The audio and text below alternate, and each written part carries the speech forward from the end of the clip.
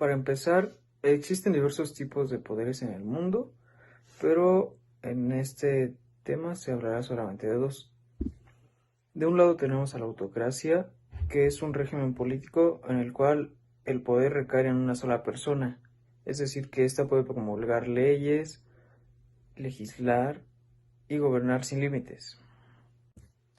Del otro lado tenemos a la democracia, y este término se refiere al sistema de gobierno en el que se ejerce el poder político por el pueblo y es en beneficio para él mismo. Actualmente México participa activamente en la promoción de la democracia y esto se ve reflejado en los diferentes organismos internacionales a los que pertenece. Entre ellos tenemos a la ONU, a la OEA, entre otros. En México existen tres tipos de poderes con los cuales nos regimos los mexicanos. Entre ellos tenemos al poder ejecutivo, el legislativo y el poder judicial. El poder ejecutivo, como lo dice su nombre, es el encargado de la ejecución de las leyes, y este se deposita principalmente en el presidente de los Estados Unidos mexicanos, y este es directamente elegido por la ciudadanía. Este tiene como facultades exclusivas promulgar y ejecutar leyes, nombrar y renombrar libremente a los secretarios de Estado, etc. El poder legislativo es el encargado de la creación de leyes y este poder se deposita en el Congreso de la Unión y es bicameral. Al referirnos que es bicameral, esto quiere decir que se divide en dos cámaras principales, en la de diputados y en la de senadores. Finalmente, el poder judicial, en este se aplican las leyes en casos concretos ocurridos en la realidad y se deposita principalmente en dos partes, que son la Suprema Corte de Justicia de la Nación y el Tribunal Electoral del Poder Judicial de la Federación. Se puede decir que nosotros pertenecemos a un modelo parlamentario, ya que podemos ver que con estos tres poderes no todo el poder recae en una sola persona, en este caso en el presidente, sino que esto se divide en muchas personas. Hablando del centralismo y el federalismo, estas dos fuerzas son opuestas, ya que el federalismo busca que el poder de las instituciones recaiga a lo largo de todo el país y el centralismo es lo opuesto. Y en el artículo 90 de la Carta Magna se establece que la administración pública federal será centralizada y paraestatal conforme a la ley orgánica que expida el Congreso. Existen varios organismos administrativos que forman parte de la administración pública federal, pues son las secretarías de Estado y cuentan con las dependencias de SEGOV, Secretaría de Relaciones Exteriores o SRE, SEDENA, Secretaría de Defensa Nacional, la Secretaría de Seguridad Pública, etc. Como se había mencionado antes, y por definición, el federalismo es un sistema político que promueve desde el Estado central la autonomía de las regiones, provincias o estados. Este sistema también cuenta con sus propios organismos descentralizados y entre ellos tenemos a la Comisión Federal de Electricidad o CFE, Comisión Nacional del Agua CONAGUA, Banjército, Banco Nacional del Ejército, etc. Anteriormente el país había estado regido por un solo partido político. Es cierto que hubo varios sexenios, dos sexenios donde esto fue diferente, pero en realidad el cambio no se vio tan grande. A esto me refiero a que el PRI había gobernado durante muchos años en México, pero ahora con la llegada del nuevo presidente Andrés Manuel López Obrador y del partido Morena, esto se ha visto como un gran cambio en lo social. Este fenómeno social es algo que nunca se había visto en México, ya que, de acuerdo a varios estudios y a la opinión popular de la gente, muchas personas pensaban que el PRI se veía como algo completamente malo y Morena era como la esperanza de tener algún cambio, y así fue como esto fue influenciado en las elecciones del 2018. Hablar del federalismo y descentralismo. El federalismo quiere decir que todos los organismos de un estado estén en conjunto para hacer sus funciones de forma libre. Una de las ventajas es que las autoridades están más cerca de los ciudadanos y así pueden escuchar como más atentos cuáles son los problemas y pues obviamente es para solucionarlos mucho más rápido. También otra ventaja es que o sea, se facilita la aplicación, vigilancia y la evaluación de las políticas públicas, porque como ya sabemos, los ciudadanos están muy envueltos y muy metidos en ese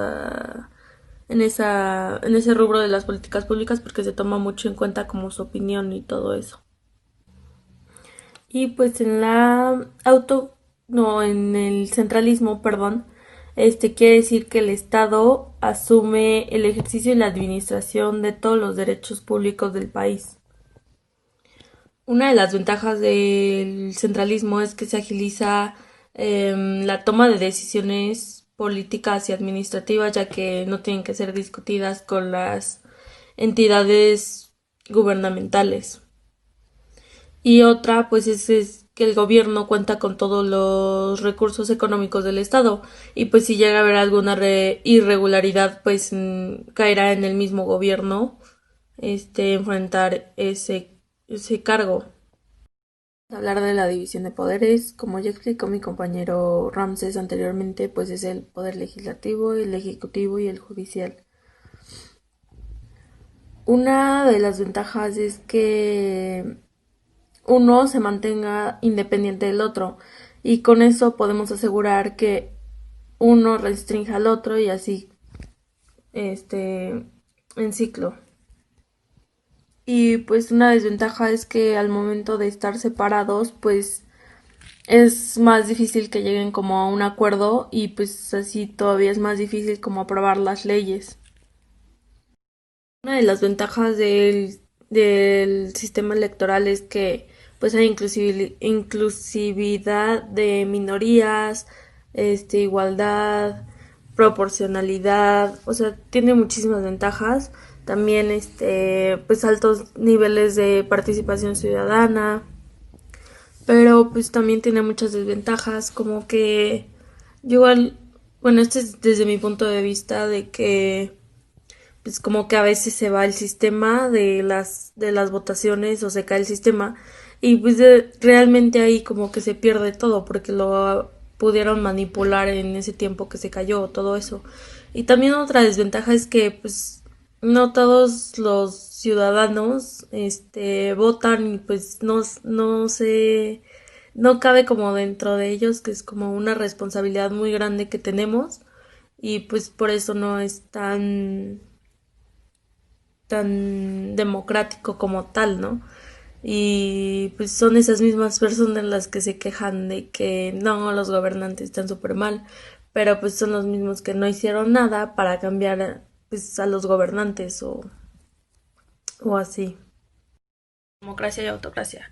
Como ya sabemos, la democracia es que el poder no cae no recae sobre una persona, sino sobre todos los ciudadanos y pues por medio del voto podemos hacer las elecciones y así elegir en conforme lo que dijo la mayoría. Y la autocracia es todo lo contrario, que el poder recae sobre una persona o un grupo de personas. No tienen restricciones ni límites para ejercer como su poder. Y aquí en México se supone que existe la democracia, pero y ya la tenemos desde hace mucho tiempo, pero ahorita con la pandemia, pues como que se transformó un poquito eso porque AMLO este cambió como ¿cómo se llama? Cambió como los recursos y todo eso y pues eso lo eligió él, no hizo ninguna votación para ver si estaba bien y todo eso. Y también Nuestra sociedad está regida por diferentes poderes, los cuales nos ayudan a tener una mejor organización y que las leyes se cumplan justamente. En los últimos 3 sexenios hemos tenido cambios positivos y negativos. Durante mucho tiempo nuestro gobierno estuvo regido por el partido político PRI. Actualmente tenemos el primer presidente del partido Morena, el cual nos promete tener muchos cambios positivos.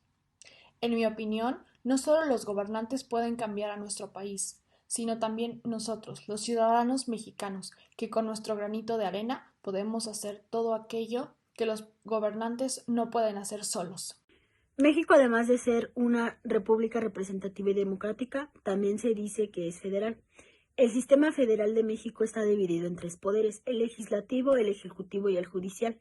El poder ejecutivo está encargado de diseñar, planificar y ejecutar proyectos del país con base a la Constitución y las leyes. El poder legislativo está depositado en un Congreso Federal. Este Congreso se divide en dos cámaras, una de diputados y otra de senadores. Legislar significa crear o modificar las leyes. El Poder Judicial está encargado de resolver controversias en materias electorales, protege los derechos políticos electorales de los ciudadanos e imparte justicia en el ámbito laboral.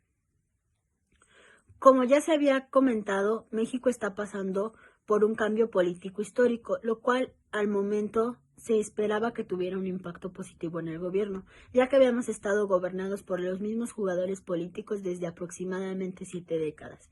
En mi opinión, en cambio, es necesario y en algunos aspectos positivos,